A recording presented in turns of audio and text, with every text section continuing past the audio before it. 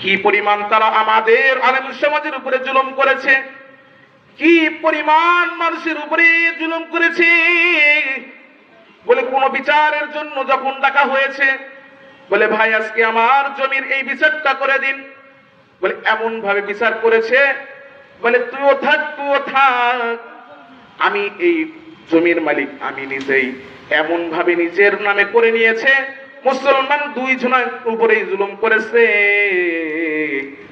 ওই কিয়ামতের দিন তাদের অবস্থা হবে জাহান্নামের এলাকার মধ্যে মুসলমান জাহান্নামীদের কাতারে তাদের নাম চলে যাবে।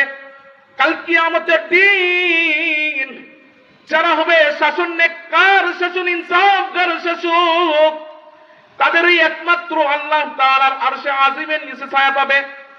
তৃতীয় নম্বর আমার রাসূল